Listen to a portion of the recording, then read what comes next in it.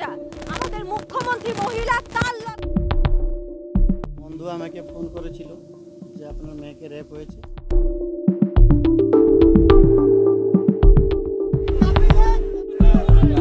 ওই জঙ্গলে একটা ঘটনা, দুর্ভাগ্যজনক ঘটনা ঘটেছে।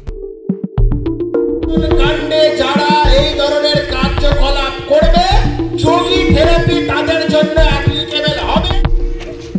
শিল্প শহর, শিল্প বন্ধ হয়ে গিয়ে এখন অপরাধ প্রধান শিল্প হয়েছে। ওর কাজ তো গ্রেপ্তার করা, কিন্তু ধর্ষণটা হতে দিল কেন?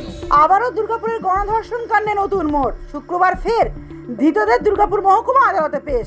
শনিবার অতিরিক্ত দায়রা আদালতে পরবর্তী শুনানি প্রক্রিয়া। টান টান উত্তেজনা দিনভর। দুর্গাপুরের আইকিউ সিটি মেডিকেল কলেজে ডাক্তারি পড়ুয়া ছাত্রীর ওপর গণধর্ষণের অভিযোগের ঘটনায় শুক্রবার আবারও ধৃতদের দুর্গাপুর মহকুমা আদালতে পেশ করা হয়।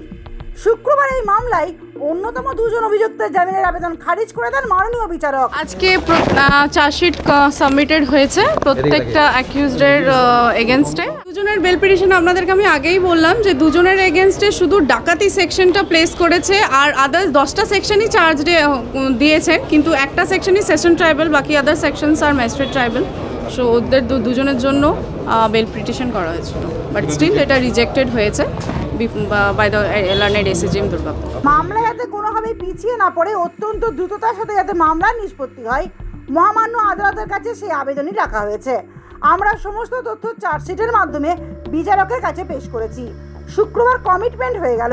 সাংবাদিকদের মুখোমুখি হয়ে এমনটাই বলেন সরকারি আইনজীবী বিভাস চট্টোপাধ্যায়। 346 সাবসেকশন 1-এ এই ধরনের কেসগুলো 2 মাসের মধ্যে কমপ্লিট করার একটা ব্যাপার আছে। সমস্ত লিগাল কমপ্লায়েন্স আমরা করে ফেলেছিলাম, কপি দেওয়া থেকে আরম্ভ করে সব কিছু, এবং আমরা এক্সস্টিভ সমস্ত ডকুমেন্ট দিয়ে দিয়েছি অ্যাকিউজড পার্সনদের, যাতে কেউ বলতে না পারে কিছু পাইনি।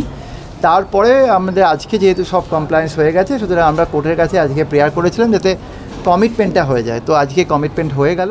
আগামীকাল এডিজে কোর্টে ট্রান্সফার করা হয়েছে, ওখান থেকে এবার আমরা ট্রায়ালে প্রসিড করবো।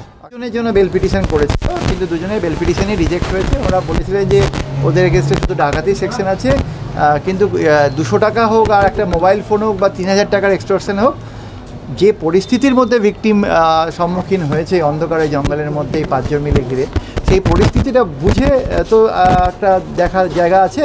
তো আমরা সেটা সাবমিশন করেছিলাম, লার্নেড কোর্ট আমাদের কথা শুনেছিলাম, বিলটা রিজেক্ট। ইতিমধ্যে 20 দিনের মাথায় এই মামলায় চার্জশিট দাখিল করে দ্রুত মামলার নিষ্পত্তির পথে এগিয়েছে তদন্তকারী দল। এখন ন্যায় বিচারের আশায় সকলেই। দুর্গাপুর থেকে অন্তরা সাদির প্রতিবেদন, সমাজ পরিবর্তনের মানুষ।